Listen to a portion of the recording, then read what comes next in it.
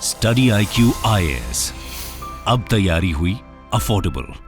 नमस्कार दोस्तों आज कलकत्ता हाई कोर्ट के द्वारा एक बड़ा झटका दिया गया है तृणमूल की सरकार को वेस्ट बंगाल में। 2016 के बाद अगर आप देखेंगे तो बड़े स्तर पर टीचर्स और बाकी स्टाफ का रिक्रूटमेंट किया गया था बंगाल की स्कूलों में, जो गवर्नमेंट एडेड स्कूल्स होते हैं उसकी हम बात कर रहे हैं। और उसके बाद काफी विवाद भी हो रहा था कि बड़े स्तर पर धांधली हुई है रिक्रूटमेंट के अंदर, और मामला हाई कोर्ट कभी गया, फिर सुप्रीम कोर्ट, फिर वापस हाई कोर्ट, और फाइनली यहां पर कलकत्ता हाई कोर्ट का निर्देश आया है कि 25,000 से ज्यादा जो बंगाल के अंदर टीचर्स हैं उनको एक तरह से फायर कर दिया गया है। और जो अभी तक उन्होंने सैलरी ली है इंटरेस्ट के साथ उनको 4 हफ्ते के अंदर चुकाना होगा। तो ये पूरा मामला है क्या, इसको विस्तार से जानेंगे, एग्जैक्टली चल क्या रहा है, आपको काफी कुछ जानने को मिलेगा। चलिए आगे बढ़ते हैं, लेकिन उससे पहले ध्यान रखिएगा दोस्तों, आप में से जो भी लोग यूपीएससी की प्रिपरेशन कर रहे हैं आप हमारे बैचेस को ज्वाइन कर सकते हैं। जीएस फाउंडेशन बैच 2025 या फिर अगर आप 2026 की तैयारी करो, दोनों के लिए अवेलेबल है। बस आपको हमारे वेबसाइट ऐप पर जाना है, कमेंट सेक्शन में लिंक है और यूज करना है कोड अंकित लाइव। ये कोड इस्तेमाल करके किसी भी बैच और किसी भी कोर्स में स्टडी IQ के आपको मैक्सिमम डिस्काउंट मिल जाएगा। और इसके अलावा अगर आप MCQs अटेम्प्ट करना चाहते हैं तो मेरे इंस्टा पेज पर जाइए, वहां पर स्टोरीज में जितने भी MCQs हैं उसको भी आप अटेम्प्ट कर पाएंगे। चलिए शुरुआत करते हैं और सबसे पहले ये देखते हैं कि एग्जैक्टली हुआ क्या है। देखिए, जैसा मैं आपको कह रहा था कि एक बड़ा सेटबैक है ममता बनर्जी के लिए, क्योंकि जो तृणमूल की सरकार है उनके द्वारा 2016 के बाद एक रिक्रूटमेंट प्रोसेस लाया गया था ताकि गवर्नमेंट स्पॉन्सर्ड और जो गवर्नमेंट एडेड स्कूल्स हैं बंगाल के अंदर, वहां पर रिक्रूटमेंट किया जाए टीचर्स का और बाकी स्टाफ का। और आप देख सकते हो यहां पर जो कलकत्ता हाईकोर्ट का ये जो निर्देश आया है, इसके तहत 25,753 जो अपॉइंटीज थे जिनको अपॉइंट किया गया था, उनका जॉब तो गया ही है। उनका जो सिलेक्शन हुआ था जिस भी प्रोसेस से, वो मैं आपको आगे बताऊंगा, उनका जॉब तो गया ही है, लेकिन इसके साथ साथ उन्होंने जो भी सैलरीज अभी तक ली हैं सरकार से, उसको 12% इंटरेस्ट के साथ वापस लौटाना पड़ेगा। आप समझ रहे हैं? तो एक बड़ा झटका है। और यहां पर आप देख पाओगे जो डिवीजन बेंच है, डिवीजन बेंच का मतलब होता है कि एक से ज्यादा जो जजों का बेंच बैठता है, 2 या 3 जजों का आप कह सकते हो।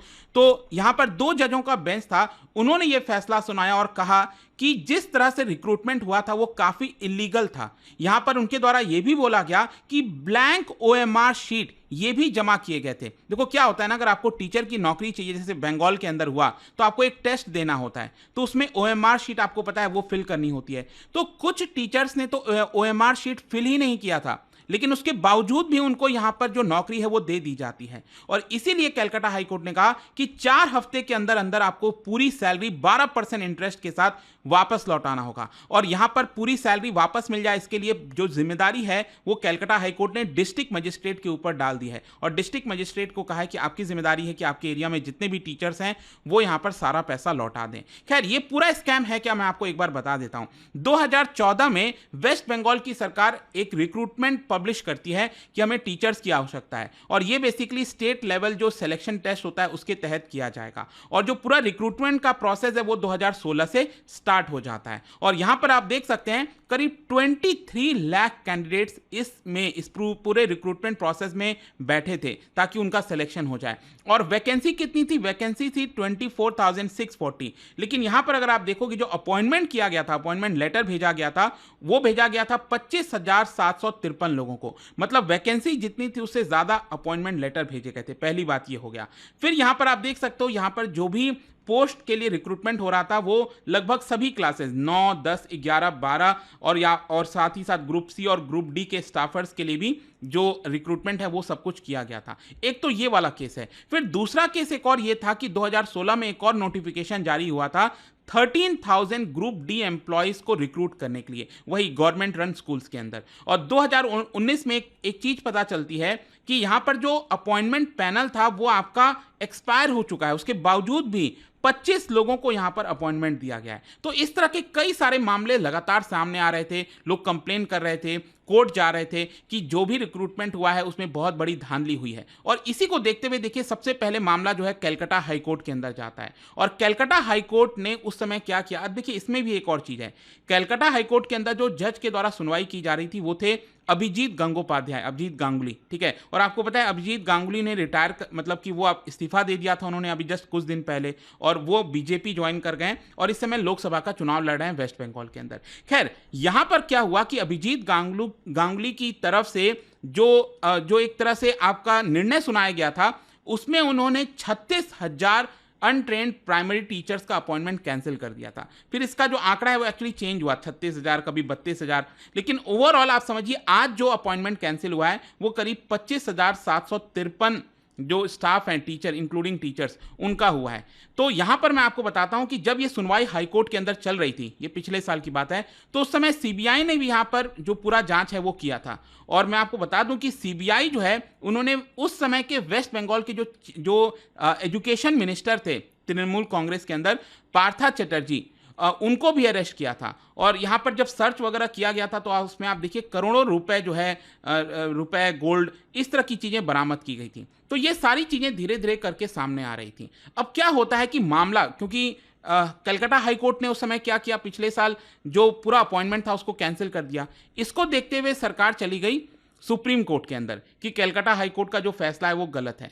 तो यहां पर क्या होता है कि सुप्रीम कोर्ट ने chief justice of Calcutta high court, इनको निर्देश दिया कि आप एक काम करो, एक डिवीजन बेंच बनाओ, मतलब 2 जजों की बेंच बनाओ और वापस से इसका जो पूरा पिटीशन है एक साथ सुनवाई करो और इसके डिसीजन पर आओ। और साथ ही साथ यहां पर लोगों को रिलीफ भी मिल गया।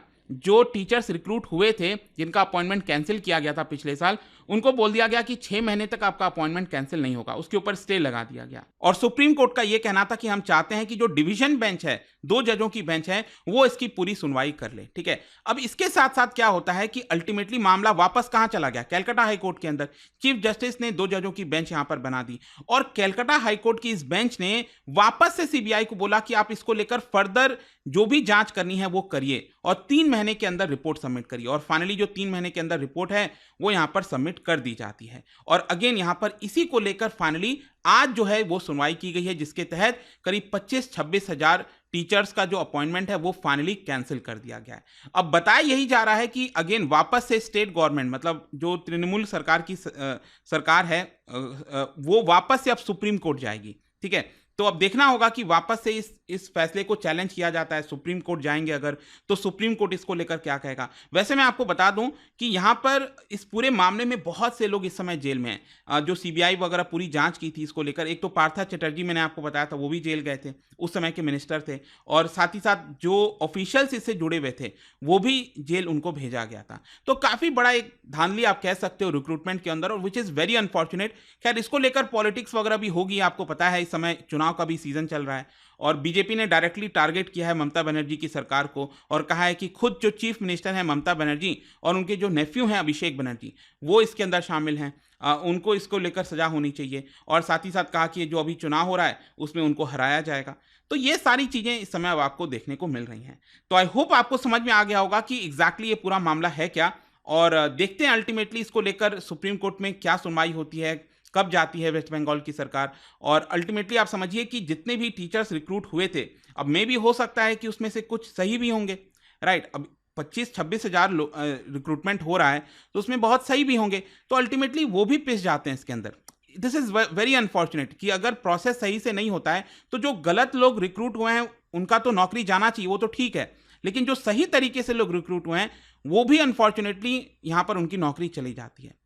तो आपका क्या सोचना है इसको लेकर कमेंट्स में मुझे जरूर बताइएगा। और जाने से पहले एक इंटरेस्टिंग क्वेश्चन, क्या बता सकते हो जो नेशनल डिजास्टर रिस्पांस फंड है ये कौन से अकाउंट में लोकेट होता है? बेसिकली अलग अलग अकाउंट्स होते हैं ना, आपको पता होगा, consolidated fund of India, contingency fund, public accounts, किस में होता है? इसका राइट आंसर आप सबको पता है, मेरे इंस्टाग्राम पर तो मिलेगा ही, वहां पर अगर आप नहीं हो कोई बात नहीं, टेलीग्राम से ले सकते हैं इसका सही उत्तर। मैं कई सारे जो एमसीक्यूज हैं वो यहाँ पर स्टोरीज में डालता रहता हूँ। अगर आपको पीडीएफ चाहिए तो टेलीग्राम पर आइए, अलग अलग सोशल मीडिया पर आप जुड़ पाओगे। और जैसा मैंने आपको बताया, अगर आप यूपीएससी की तैयारी कर रहे हैं, कोई भी बैच चाहते हैं, you can just use this code Ankit live to get maximum discount. And I hope की वीडियो आपको पसंद आया होगा। मिलता हूं आपसे next time. Till then, thank you very much, see you soon. Study IQ IAS, अब तैयारी हुई अफोर्डेबल।